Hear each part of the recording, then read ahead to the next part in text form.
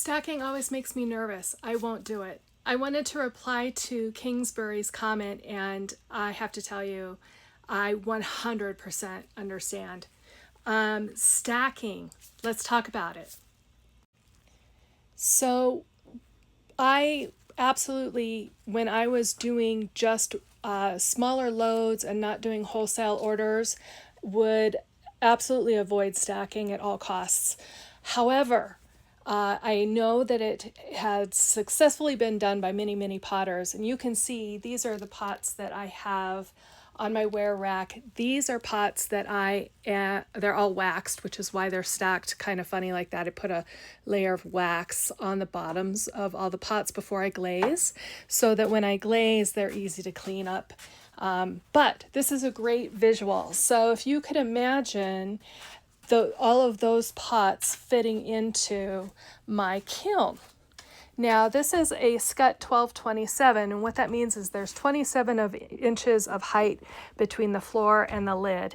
And when you get in here, you have to put your kiln shelves on the bottom, and then you stack up in here. Unfortunately, there's two issues.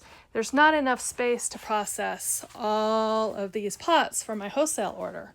As you can see, these shelves, I can typically get one kiln shelf per ware rack shelf.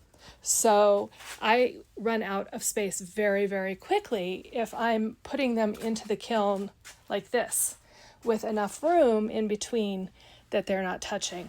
So for those folks who do not know sort of the process of how potters make pots, let me explain. So what happens is you get raw clay out of, typically, I buy commercial clay. I don't make my own. There are potters that make their own clay. There are potters that dig their own clay. It's called wild clay. All valid, great ways to get your clay to make pots. You make your pot and you let it dry for a little bit, and once it's dry, it goes into a kiln, and then it comes for the first firing, which is the bisque firing. That's this firing. And what that does is it makes the ceramic porous without falling apart. So this isn't really a finished piece yet. It's gone through what's called a quartz inversion, which happens around 1,000 degrees Fahrenheit. And when it's like this, it's porous enough that it can take the glaze material, which is in a bucket, and it's in a liquid form. We dip it, and then you saw the racks of glazed pieces. Those glazed pieces then go into the shelf. Now the cool thing about bisque is bisque can touch each other. It's not going to fuse together, but glaze will. So glaze is essentially a glass former, and if it's touching another piece, it will fuse those two pieces together. So in a bisque kiln, you can pile a bunch of stuff together but bisque a whole bunch of work, and then get 2 or 3 glaze kiln fulls of pots. So it's an efficient way to do it. It helps save on energy, saves on cost. Most of the time it works really well.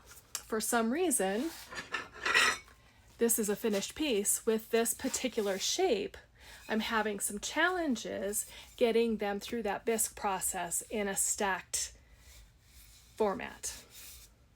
So that's what the problem has been. Also, these are shrinking all the time throughout the process. So you'll go back on my page a few posts, you'll see I'll have a glazed piece on top of a green piece, a piece that's just been made, and you'll see there's a whole border. Like the raw piece is quite a lot larger than the finished piece. So they're going through a shrinkage process, and the larger pots are just having a big challenge being stacked. Fine. All of the rest of these were fine. My smaller pieces all came out just great. You know, little ring dishes, all different kinds of shapes. I even have butter dishes here somewhere that are a smaller size. Here we go. So here's a butter dish compared to the larger relish dish. These all came out fine. So there's just something with the way that these are shrinking and the way that they are moving during the bisque process that I need to troubleshoot and figure out and see if I can solve that issue, because these little bad boys are a challenge to make. They're the ones I have the biggest amount of loss with. So yeah, so anyway, thank you so much for your comment. I would encourage you to experiment when you feel confident enough. It really does save up space. It really has been trouble-free up until this guy. So experiment, test. It's fun. Yeah. Thanks.